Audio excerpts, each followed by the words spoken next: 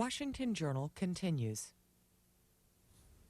Jim Kallstrom, who led the FBI's investigation into the crash of TWA 800. This morning I picked up the Baltimore Sun, found an AP story that with the headline, Flight 800 probe will end by winter, NTSB head says. Here's the opening of the story. The long and costly investigation into the explosion of TWA Flight 800 will conclude by this winter at the latest, the head of the lead investigative agency said yesterday as the third anniversary approached. What phase is the investigation in right now? Well, you know, the FBI and the law enforcement team, looked at the issue of was it a crime or wasn't it a crime, and we concluded that phase of it, about a year and a half ago now. So since that time, and of course during the entire investigation, NTSB was trying to find out if it was mechanical, what was the cause. So it looks like they're in the last phases of answering that question. What was the exact mechanical, electrical, non-criminal cause of the tragedy? At the close of the article, it says that the FBI concluded that no criminal act was involved, and yesterday Hall, who is the head of the NTSB, adamantly repeated that the plane was not harmed by a missile. Here's his quote: "Stories will probably continue past my lifetime." You feel that way as well? I agree with that. I think so. I think we live in a time when, in something as complicated as that tragedy, technically, with so many different aspects, it had everything. It had a former White House press secretary making claims, and it certainly had probably one of the biggest news stories in the internet era when people could just post information. But I think it's a real small majority of people that still believe there was some sort of conspiracy. We hope you would like to talk about the investigation of Flight 800. Our phone lines are open, 202-624-1111 for liberals, 202-624-1115 for conservatives. Moderates, the number is 202-737-6734. And we'll go to your calls in just a few minutes. Over the course of the past 3 years on this network, you've seen some televised coverage of some of the hearings and investigation into the process, many, many newspaper articles and television stories. Now is your opportunity to talk to the man who headed up the FBI investigation into the crash of Flight 800. What was the whole experience like for you after a 27-year career? How did it shape who you are today? It wasn't unlike, Susan, many major cases that I was involved in, although it was probably a little bigger than most from the standpoint of personnel and complexity.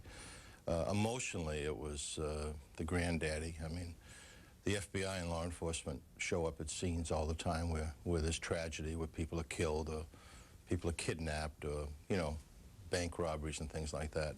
But to have this much tragedy in one place, that first morning with the 100 bodies that were floating on the ocean laying in the little Coast Guard station, and a couple of days later 1,000 relatives of the victims in the Ramada Inn and Kennedy Airport, an awful lot of tragedy and sadness in one place. So I'll always remember that. A recent story suggests that the families are promoting the idea that the hangar where this is the reconstructed airplane is right now be opened up to some level of people, either the townspeople nearby or local people who were involved with the early part of rescue efforts. Do you support that? Yes, I do. I think it's a good idea. As we were building the mock-up, for investigative purposes to try to bring down the final conclusions and sort of certify what we thought actually didn't happen. We wondered the first time the families were invited in how they would react. And I felt good about how they did react, obviously with great sadness and great emotion, but a lot of the families got some good feelings of the notion, to the extent they could have good feelings of the fact that they were there, that they actually touch the seats that their loved one was in, and it appeared overall that it was a good decision to let the families go in there. News stories credit you with pushing for reassembling the plane, and it suggests that there were as many as 1 million separate pieces of it found. Why did you feel that was so important? The plane was in about 1 million pieces, which sort of flabbergasted us. My initial thoughts when this happened, and most of us, that the plane was at the bottom of the ocean in, a dozen or a couple of dozen pieces. And to find out at the end of this process that it was in 1 million pieces is unbelievable. The FBI and the law enforcement team, to answer our question, was it a crime, felt very strongly that we needed to look at the whole thing in 3 dimensions. We'd looked at all the pieces laying on the floor many times, every individual piece from a metallurgy and a chemical swabbing standpoint, but it was important to us with all the different possibilities of what could have happened. For instance, did a missile head up towards the plane and explode outside the plane, and did a small piece of shrapnel from that missile penetrate through the different layers of the plane and end up in the center fuel tank? So we thought it was absolutely critical, with all the holes and tears and rips in the plane, to look at how the holes all lined up, and to just, you get a much better feeling of what happened by looking at the actual plane in 3 dimension. So we felt, you know, NTSB didn't feel they needed the information for their analysis, and that's their decision, and I don't fault that.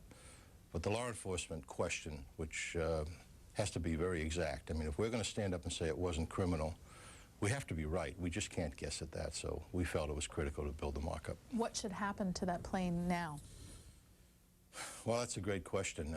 Obviously, it takes up a lot of room, and the place where it's at in Calverton is scheduled for other use by the county and the local community there. So I suspect it should go somewhere. I would recommend it go somewhere as a training aid, or as a place where the emotional bond of the victims could be maintained, for those that want it maintained. Our lines are lighted up. People have questions for you. Before we go, you have left the FBI. What are you doing now? I work at MB&A Bank in Wilmington, Delaware, and enjoy my job very much. Anything connected with this investigation that caused you to decide to retire from the FBI? Absolutely not. In fact, I had planned to retire before this tragedy happened. Let's take our first call for you. James Kallstrom, formerly of the FBI. First call is from Cottonwood, Oklahoma, Liberal Line. Good morning. Hey, how you doing there this morning? Good morning. I was originally born and raised out there in Southampton, Long Island, and I was there when it went down. And also, there's, you know darn well, I do have a tape, and that of a video camera tape, and as soon as the FBI report does come out and everything, its final version is going to be brought forward, where you could run it frame by frame and you could see it was a missile, and it was done by the Chinese, just showing Clinton what they're capable of doing. Yeah. Well, before you go, if you have a tape, have you already offered it to the FBI? We'll never know. How many tapes did you go through? There were photographs and all sorts of things. Yeah, there were, we interviewed literally thousands of people, and we identified over 200 witnesses that saw events in the sky that night. I talked about the notion it could have been a missile from the very beginning because of the witnesses, not because of evidence. And the fact that missiles do exist out there and they're available to people, and a missile could bring the plane down. So we thought, along with all the other possibilities, that we should look at, was this a missile, both from a terrorism standpoint and from friendly fire, and we looked at that from the very beginning. The caller talks about, you know, things that look like missiles, and that's why we took the investigation of a missile so seriously. And we dedicated months and months and months and thousands of agent man-hours to that investigation. The facts are, it wasn't a missile. There's no evidence of a missile at all. It didn't happen either from the military or from a terrorist. And even though things look like it, or could be, you know, from some videotape, extrapolated to look like something, it wasn't. There's a new book out about TWA 800. It's called In the Blink of an Eye, published by Random House, written by Pat Milton. Who's Pat Milton? Pat Milton's a reporter for the Associated Press that, along with hundreds and hundreds of other reporters, covered the story of this tragedy. How do you feel about the press, their interest in it, and was it sustained? Did it get in the way of your investigation? Would you talk about press coverage? I saw the press as part of the solution, quite frankly. It was a way that we could tell the world and the United States and the victims' families, you know, what was going on, what we were doing, how we were trying to proceed, that we were there, that we were serious about what we were doing, that we wouldn't quit, that we would look under every rock 3 times. And that was our way of assuring the public that that's what we were going to do. So I think the press played an important role. How about specifically Pierre Salinger? We all heard his... Yeah, Pierre Salinger, I mean, I was flabbergasted the first time I heard the press report on the radio. I thought, boy, someone's really fed him some information. But my initial thoughts of it was, Pierre, tell us what you know. And I had a conversation with him about 24 hours after he stood up and waved this piece of paper that he described as a report from French intelligence. It was actually something off the internet that we had seen months ago. that was someone's opinion, you know, someone that wasn't there, someone that didn't know the facts. And I was very, very surprised that someone who had been a White House press secretary, a United States senator, a correspondent, someone who I had a fairly high opinion of. I remember him as the press secretary when I was a college student. I was shocked that he would do what he did. For James Kallstrom next, Paducah, Kentucky, conservative line. Morning, caller. Hello. You're on the air. Welcome. Welcome. I'm just curious as to whether Mr. Kallstrom is aware of any AD notes that have been issued to those aircraft that they think may have brought that flight down. I'm not aware of any airplanes being grounded or changes being made. My question may be more to the NTSB than him, but maybe he knows something. Thank you. Caller, if you're still here, what type of notes did you refer to? I missed that. Sir, are you still there? It sounds to me like corrections made to aircraft as a result of the findings. Well, obviously, NTSB has made numerous suggestions to the FAA and to the airline industry about this. I mean, there was a lot of talk about making the fuel mixture less volatile in the fuel tanks, and numerous other things that have come out of this investigation. Here's some specifics, again, from the Associated Press story I referenced earlier. The FAA has ordered a series of safety changes on a variety of airplanes. They include new wiring checks on older aircraft, the installation of extra wire insulation, and a prohibition on draining the center fuel tanks in 747s, a practice which can cause overheating in fuel pump bearings. Well, let's go to some of the things which C-SPAN viewers saw in the hearings on this issue. There's been criticism of the FBI, as you well are aware, for the amount of time, the amount of money, and a lack of cooperation between agencies. Right. What are your responses to those? Well, for the time, let's talk about the time. You know, we made a pledge when we became law enforcement officers that we would do investigations and we would conduct fact-finding and we would be impartial and we would look at all possibilities. And the time that we spent on this investigation was really the time it took to do that fact-finding. For the last 5 or 6 months, we were trying to get the mock-up completed. We pretty much were of the opinion it was mechanical at that point. But for us to make that statement in this day and age we live in with terrorism, I mean, we'd had the World Trade Center. When this tragedy happened, we had a trial starting in New York of Ramzi Youssef for a conspiracy hatched in the Philippines to blow up 12 American wide-body jets with small little devices, nitroglycerin bottles. So we couldn't just look for the obvious. I mean, if we had done that, it would have been the height of unprofessionalism. So we had to do what we had to do, because we had to really answer the question, was it or wasn't it a crime? So we had to prove a negative in this case, and it takes a while to do that. So when some people wanted us to leave the investigation, there was an FBI metallurgist who I severed from the investigation at some point, wanted me to stand up and say it wasn't a crime when half the airplane was still in the ocean. I mean, I think that's preposterous. And if I had done that, I would have been letting down my own creed, my own professionalism, and certainly what was expected of the FBI. So on that point, I think we did the right thing, and we would have liked to have done it sooner. But the reality is, it took a long time to build the mock-up, and we then had to examine the mock-up. And as soon as that was done, we closed the investigation and gave our opinion.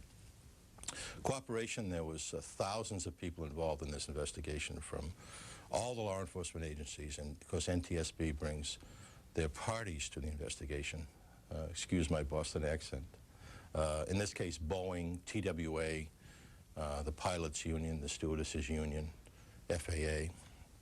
So with all those people working in one environment, and of course the FBI has to work under the rules of criminal procedure and the rules of privacy and the rules of evidence. I think the griping and people that weren't happy with how things happened were such a minority view that it's probably impossible not to have a few people that don't complain about things. And I guess the last part is Cost? the cost. Yeah, well, Estimates over $20 million. $20 million. It's an awful lot of money. I wished we didn't spend that much money, but that's what was necessary. Next call, Philadelphia, moderate line. It's a pleasure to speak to you, Mr. Kallstrom. After I'm sure you're retired now and you spent the last year or two your career there working on a TWA thing. I'd like to ask you a broader question about politicization of the FBI. I know this is a little off target, but maybe you could give us your insight. When we have 1,000 files show up, in FBI files show up in the White House ordered by a bartender that nobody knows who hired them, and then we have the Travelgate people being investigated by the FBI along with the IRS, and nobody knows who fired them. In all your years there as the FBI, have you ever seen so much politicization, especially when we have a head of the Justice Department who can't seem to find out how the Chinese money ends up? Sir, I'm going to ask you before you call. We've gotten your question, and we'll ask Mr. Kallstrom to answer it. But from this point, we'd like to hear from you next on August 15th, 1 month between your next call, because you do call quite a lot. Thank you for your call.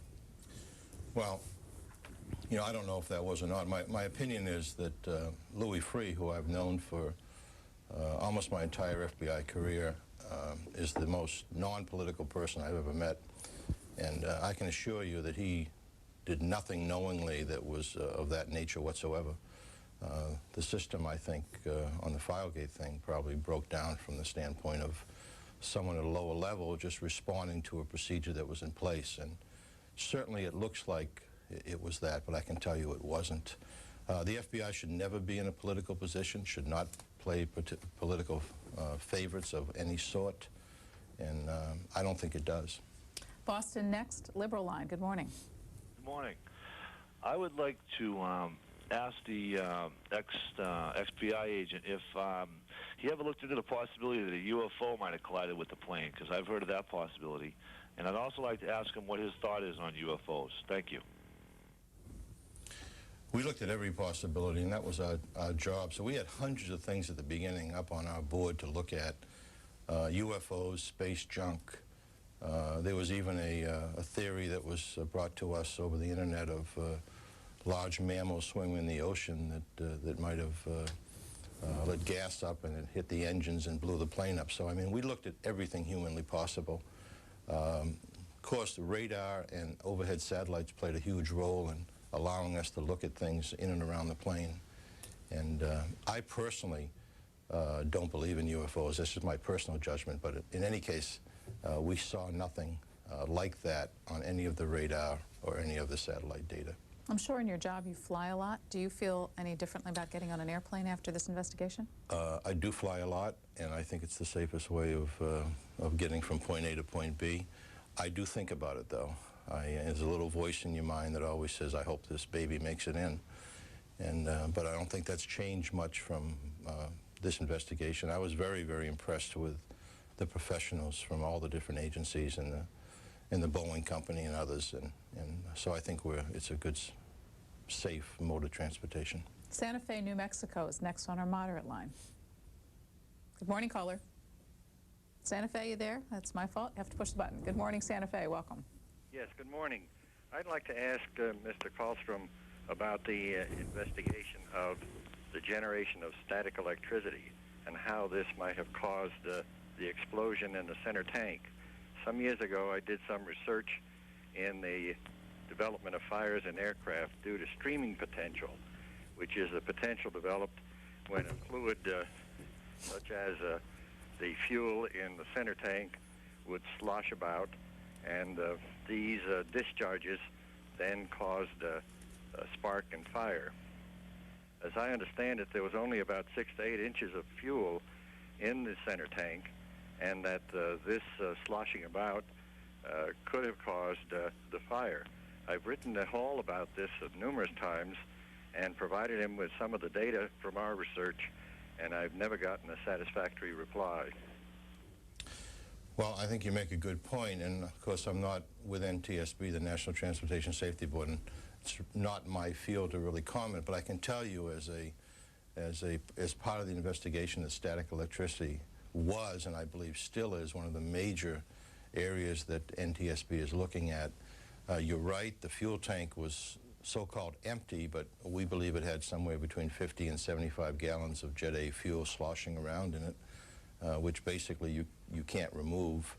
And it was a very hot day at Kennedy Airport, and a lot of vapors built up. Still, the plane should not have blown up. We know the center fuel tank did blow up, and simply put, the question is what caused that. The plane, the flight of the plane originated in Greece before coming to New York. What kind of cooperation did you receive from the government of Greece? We received very good cooperation from Greece. That's correct. The plane did originate in Greece, flew into Kennedy as a different flight, and then became Flight 800. Altogether, how many people would typically have, I'm just trying to get a sense of the size and scope of an investigation like this, contact with a jetliner taking off for an international flight in the time that it spends on the ground? More than I thought. I mean, think about this. All the people that service the plane, fuel the plane, put the cargo on the plane, the maintenance workers, people that change the videotapes, people that bring the food on the plane, people that clean the plane, the crews that are on the plane from the airline company, the contract security people at the airport, people that could just wander onto the tarmac. 3 or 4 days after this tragedy, a film crew from one of the TV stations in New York City, I don't know if you remember this news story, but presenting some fictitious identification, made their way onto a 747 parked at Kennedy Airport. It was shocking to me. So from the standpoint of criminality, our universe was anyone could get on the plane. I mean, I think that was the prudent thing for us to look at. How did some of the measures that all of us who fly probably suffer through the extra time, but things like having all of your baggage x-rayed, matching all of the bags with individuals who are on the flights, showing photo ID to before you can get on the plane, how did that aid the investigation? Can you speculate what it would have been like had those measures not been in place? Well, I think it lets us have a little more good feeling about, was the baggage that went on the plane with the right people, and was that baggage, you know, in the custody of those people? You can't say an absolute guarantee it was, but I think those measures are pretty much on the margins of the issue, but I think they're part of the solution, not part of the problem. The fact that people think about, boy, I don't want to walk over there and buy a hamburger and leave my bag unattended. The fact that they're asked those questions, I think, gets people in the right frame of mind about basic sort of ABC security things that they should be doing. Columbia, South Carolina, conservative line. Good morning. Morning. Mr. Kallstrom, I have a couple of facts and a supposition. Shortly before that plane blew up, I guess it was several days or a week, there was a very large Russian space thing up there that was coming out of orbit. They were going to use laser beams to break it up so it wouldn't come down in one piece and the smaller pieces would burn up easily. Well, not long, I guess about a week or maybe less afterwards, listening one night, I heard those things re-entered. If they were experimenting with the laser beam at the time that plane took off, and there were fumes around that plane, and the laser beam hit it, wouldn't that explode it? Well, I don't know if it would or wouldn't, ma'am, and it's a good question. We looked at space junk. We were in contact with the U.S. Space Command and all the different commands of the U.S. government, DOD, that had ability to see things in and around the plane, in and around that part of the United States. There were no laser beams like that. There was no space junk like that. But certainly things like that, I suppose, you know, could be something that we have to be very cautious about. The new book by Random House includes some photographs of the salvage operation. We'll show you some of those as we take our next telephone call. Over what geographic area were the pieces of wreckage spread? The potential crime scene was 40 square miles of the Atlantic Ocean. And depths? How deep was the water? 120 to 140 feet of water. And what kinds of conditions does that present to investigators? It was very complex. It was very murky water. There was a lot of current. When divers went to the bottom and stirred up the bottom, they could see 2 or 3 feet. So you could get no perspective of anything. You know, the notion that you could put a mask on and sort of stick your head underwater and see the debris fields, you couldn't. It took us 4 days, 5 days just to find the debris fields with technology. How dangerous would it be for divers to go into waters like that? It was extremely dangerous. There was millions of people, pieces of sharp aluminum. There were miles and miles of wires that the divers could get caught in. It was a deep, very deep dive for scuba. It was a deep dive for hard hat divers. It was very dangerous. The divers were absolute heroes. New York City for James Kallstrom. Go ahead, please. New York City, go ahead. You're on the air. Yes, hello, Mr. Kallstrom. I'm sorry you're not discussing the organized crime investigation that you had on the Gambino crime family. I had some questions on that, but as far as the TWA, I was doing some research, and I understand that in the Boston area, there's a lot of IRA sympathizers, and I was wondering what you thought about the possibility of, if there was a missile attack, that plane being mistaken for a plane bound for London, given the fact that there was an airport attack in that period of time in London, and I wanted to know if you thought that there might be some type of connection in that regard. All right, before he answers, we have enough time if you want to ask a question about the organized crime investigation. It was a major part of Mr. Kallstrom's career. Go ahead. Well, actually, I just finished reading. I grew up in an Italian neighborhood. I'm African American, and I was just reading the Gravano book about Underboss, and since he brought down the mob, so to speak, or brought down Gagged, it seems that the economy in New York has changed, and I wanted to know if you felt that that may have played a big part in reducing the mob's stranglehold on a lot of the businesses with the hidden taxes that they were ripping people off and, that sort of thing. All right, thanks for your call. Why don't you take that first, and then we'll come back to TWA. The Gagged case is a good case. I think the Gagged case took place at a time when most of the La Cosa Nostra, the mafia, as we knew it, had been disassembled during the decade of the 80s. John Gotti and his family did not have, a major negative impact on New York or the country. That's not to say that they didn't have an impact. They did. Pretty much the heads of the families, the influence in the labor unions, the influence in the construction unions, the influence in the produce markets, the influence in the fish markets and the garbage industry. Most of that was cleaned up to some extent during the 80s. So I don't think the John Gotti case itself was that much of a watershed mark relative to the way New Yorkers enjoyed or didn't enjoy their life. But clearly, organized crime did have a big part. There was a mob tax in the United States, and everybody paid a few cents on the dollar for things that were affected by those industries controlled by the mob. His question on TWA 800 was connected to IRA sympathizers and whether or not there were suspicions of them. That's a good question. I mean, one of the first things we did, obviously, and that we do all the time in the FBI, is keep track of those groups that have a propensity for violence, that have conducted violence in the past, that talk about doing violence and have the means to do violence. And we know who they are to the extent that we have resources to keep track of them. So, yes, that first night, remember now, we were a week away from the Olympics. The United States was on a very high state of alert for terrorism. The country probably generally didn't know that. There were many reasons why that was. We had had the World Trade Center. We'd had a case in New York of the Blind Sheikh. Was going to blow up the Holland Tunnel, the Lincoln Tunnel, the United Nations building, and the FBI building. And we had a trial, I talked earlier, of Ramzi Youssef plotting to blow up 12 jumbo jets.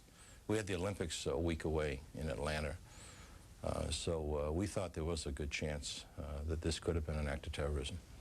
The date was July 17th, 1996, when TWA Flight 800 went down. Here's a photograph in the new Random House book of the cockpit as the investigators were dealing with it in their search for clues as to the cause of the crash. Lovett, Texas, next. Moderate line. Good morning. Good morning. How are you? We're fine, sir. Thanks for your call. What's on your mind? Well, actually, I wanted to ask the gentleman a very serious question. I'm a young 21-year-old, and I'm kind of growing up in this world. I'm just getting an education and everything, and I wanted to know something very honestly. It has to do with the drug culture. I imagine that you've had some dealings with it in the past. Yes, sir. I wanted to know, does everyone in Washington, like, have a ritual where they all smoke crack or something? I don't believe so. I have no statistics on that, but I'm sure Washington has its share of people that do take drugs. And I guess my comment on drugs is the way you stop the drug problem is get people to stop taking drugs. And I wish that would happen. I wish I could wave a magic wand, but I can't. Got some photographs in this book of a number of the people who were involved in the investigation, a number of FBI agents in different parts of the operation. I wanted to ask you, in addition to needing to do your jobs, this has got to be a tremendously taxing experience, both physically and emotionally. What kind of support do you typically provide as the lead agent in charge of an investigation like this for people in dealing with the personal effects of investigation? It's a big, big subject, you know, the emotional toll of people, no question about it. And I think that's why you have to have great leadership in law enforcement to keep the people's morale up and keep their sort of intestinal courage up so that they can perform. We were very, very aware of that. We had grief counselors that obviously started off with the families, but spent time also with the investigators, because I think the investigators, the news media, everybody that was up front and close and personal to this tragedy was immensely affected by it and will always be affected by it. I mean, think back yourself. I like this analogy of when you're a youngster and your parents bring you to a funeral for the first time, or into a wake, into a situation where you have to confront the death of someone you know or someone you love, and how you feel about that yourself and how inadequate I felt at times. What do you say to these people? You know, how do you deal with this issue? Well, multiply that by 230 people and have 1,000 family members, some of which lost their children, their mother and father, their entire families almost. You know, how do you deal with that? And especially when you overlay that in a situation where you have all this speculation about what this was. You know, was this terrorism? Was this some foreign country that declared war on the United States? You know, was it mechanical? You've got a former press secretary of the United States waving documents from so-called French intelligence saying it was the USS Normandy, a proud military ship of our U.S. Navy. You have people on the internet talking about, you know, a massive cover-up that I'm part of, and there's 5,000 of us that all, you know, are part of this cover-up. I mean, anyone with common sense knows you can't keep a secret beyond 2 people. So it had all these different aspects to it. It was in the water. The crime scene was the most difficult I think we've ever had. You couldn't actually get to it. At Lockerbie, you could walk the ground. You could find the pieces.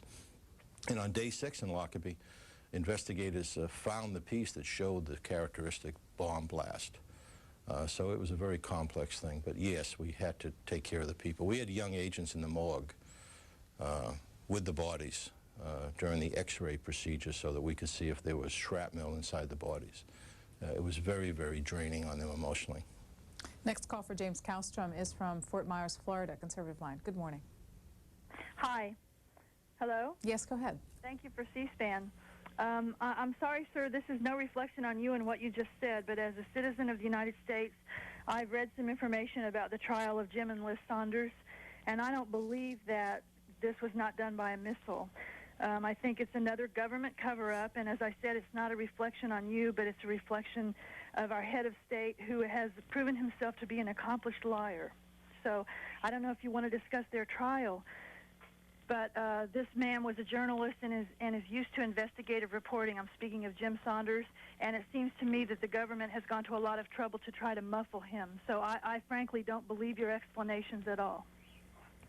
All I can say is I wish you did. I mean, all I can tell you, ma'am, is the truth. And I respect, you know, how you feel about that, and understand in this day and age that we live that everything isn't clear to everybody. All I can tell you is that the President of the United States was not directing me to be part of any cover-up. There was nothing to do with the cover-up. The only thing that I got from anybody, the President, the Attorney General, Congress, was support. The Saunders, I don't want to pile on. I feel sorry for them. Who are they? Well, there were a couple that were part of getting some material from the crime scene, some seat fabric that they claimed contained rocket fuel, and were part of a conspiracy to remove that from the hangar.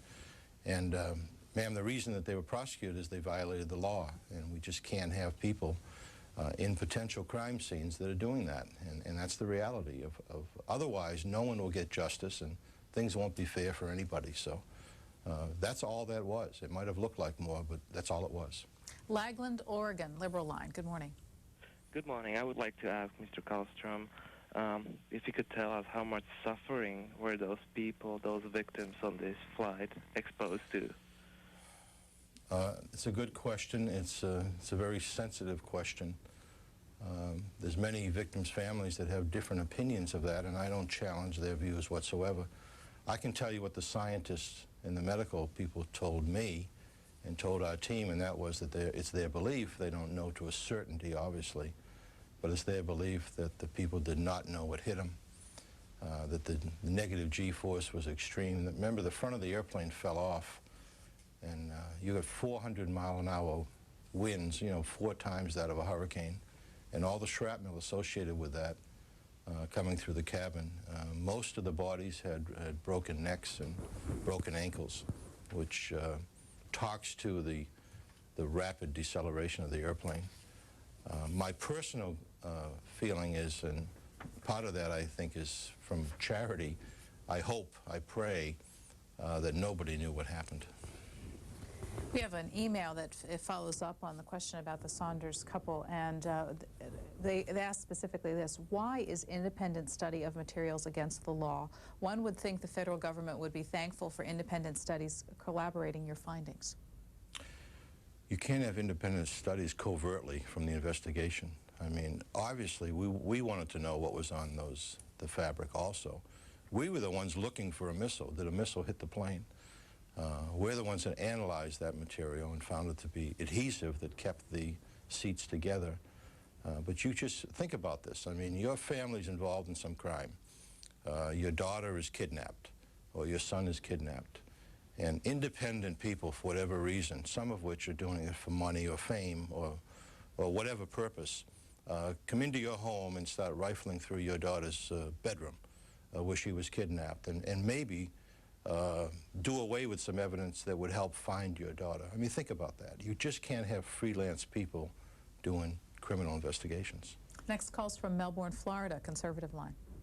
Yes, I'm another one, I suppose, from Florida who believes in the missile stuff. The Commander Donaldson has come up with all kinds of facts and proof that a missile is in it. A lot of the explosions have shown that they exploded into the plane and not out from the gas tank, as people want you to believe.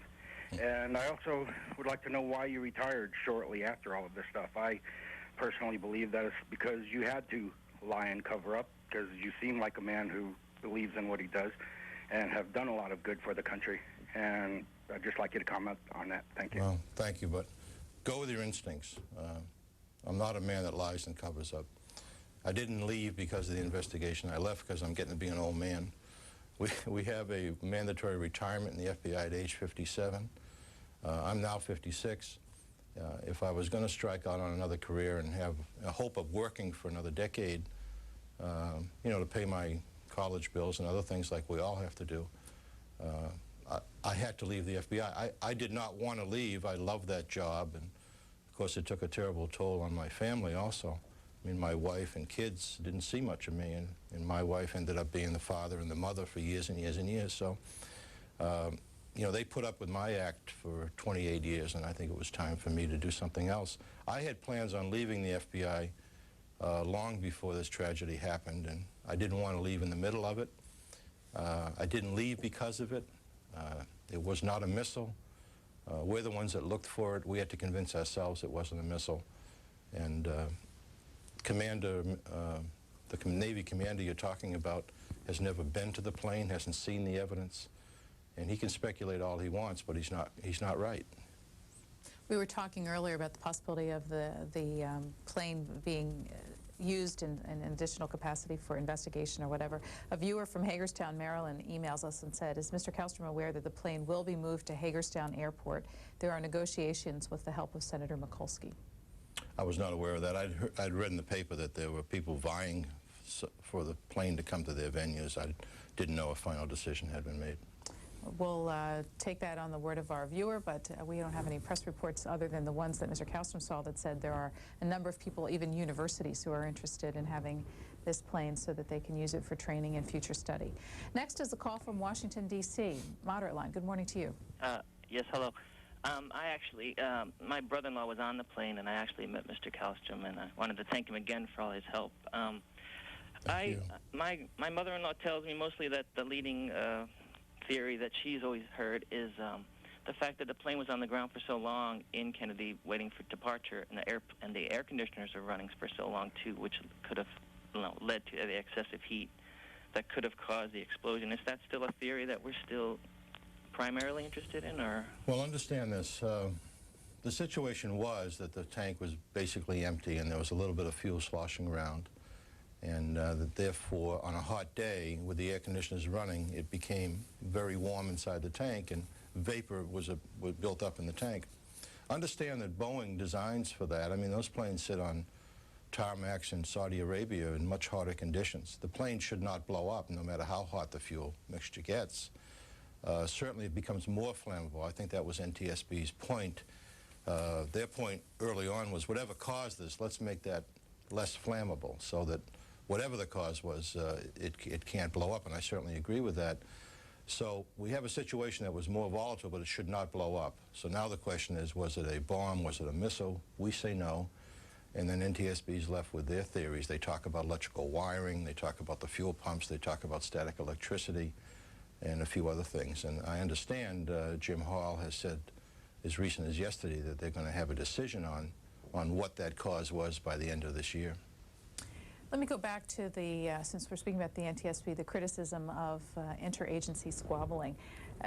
Very aware of Senator Grassley's hearings that he held on this, and a press report after that says that Grassley announced he would introduce legislation making it clear that the NTSB is the lead agency in the investigation of such calamities unless and until a criminal act is suspected, so the other way around.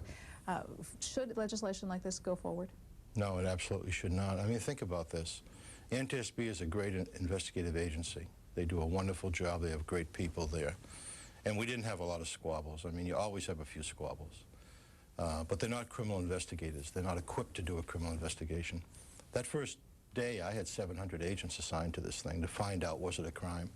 If the FBI had sat back and waited for, say now, say this winter, NTSB, just say they said it was a crime, if they had the means to find out. They're not investigators. They don't have forensic databases of bomb damage and missile damage, and they don't operate in that environment.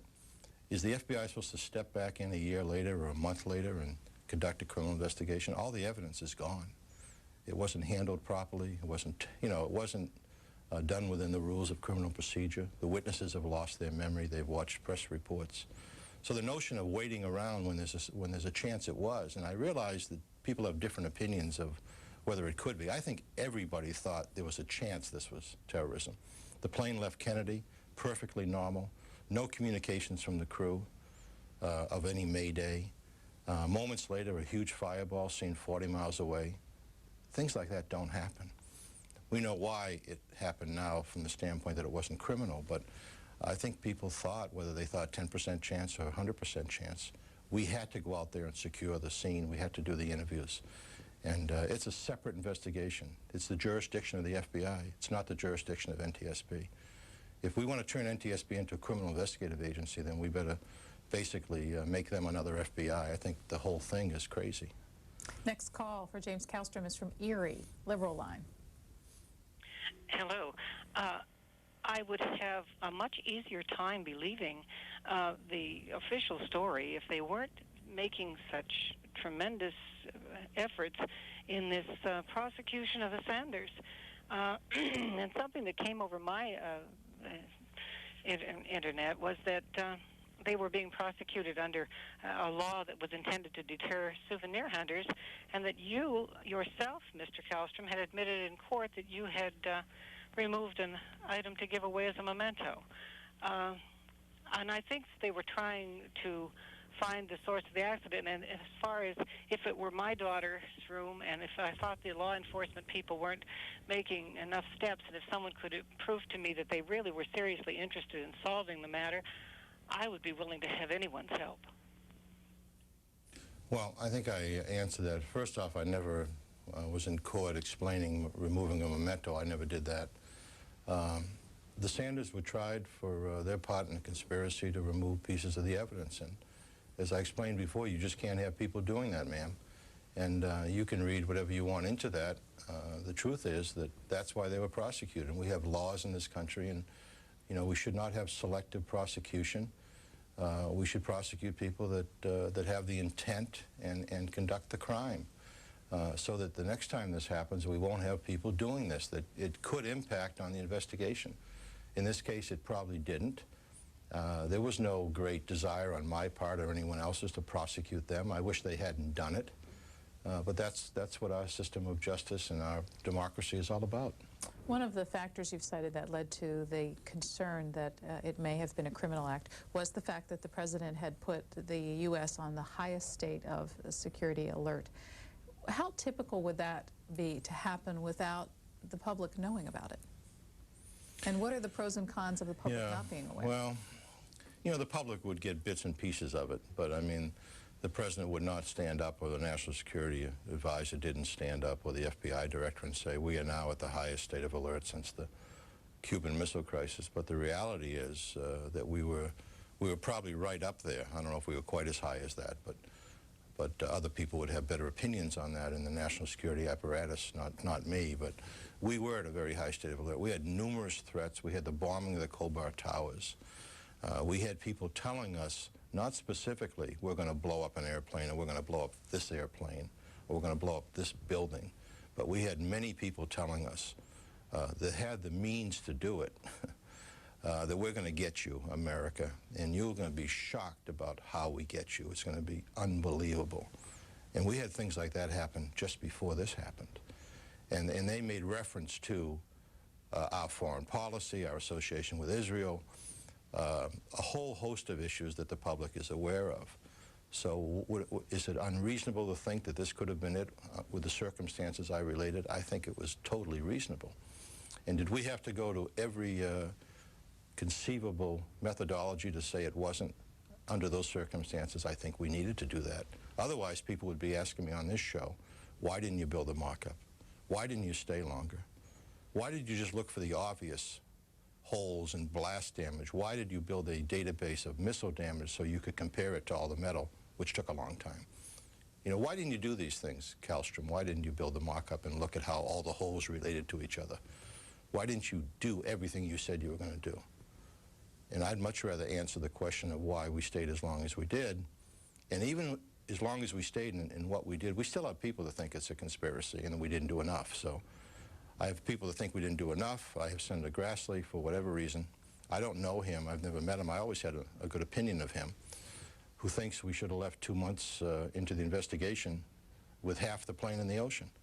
So I think we probably struck the right balance. Next call is from Long Island for James Kallstrom. Good morning. Yes, good morning, Mr. Kallstrom. My wife's aunt and cousin were on the airplane, too. Yeah, I'm sorry, sir. Yes, thank you. I'd like to find out, since writing this, did you write the book yourself? No, I didn't write the book. It was written by a reporter for the Associated Press, Pat Milton. All right. Well, I would just wanted to find out where the proceeds were going to go.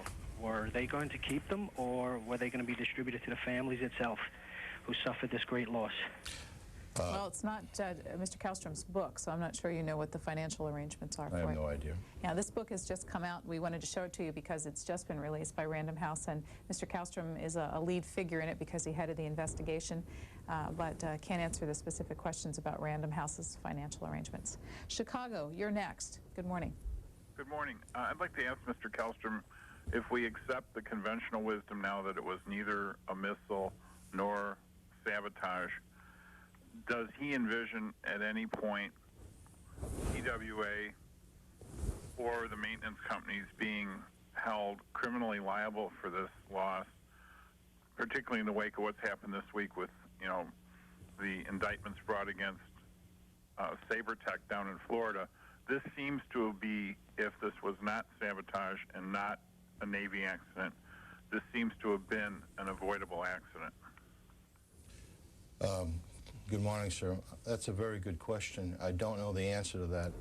I think it'll hinge on what NTSB's conclusions are later this year, what evidence they bring forth to support those conclusions, and what impact that evidence and conclusions the airplane manufacturer and the airplane company had.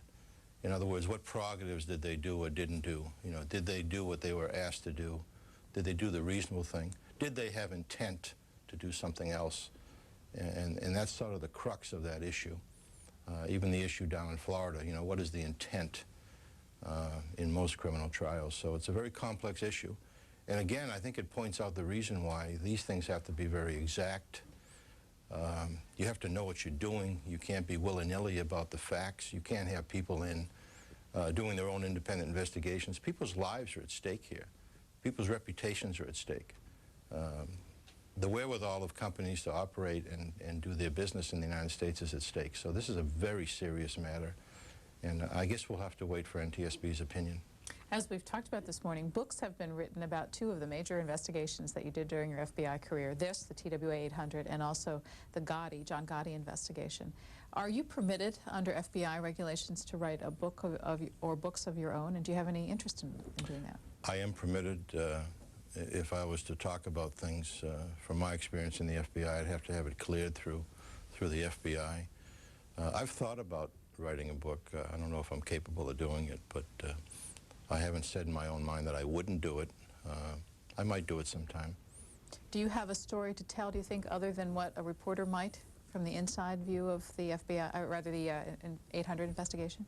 Oh, I'm sure there's many other things that I could get into about it. I don't know how interesting it would be to the public, but... Is there, at this point, one major thing that you would have done differently as you set out on the course of the investigation?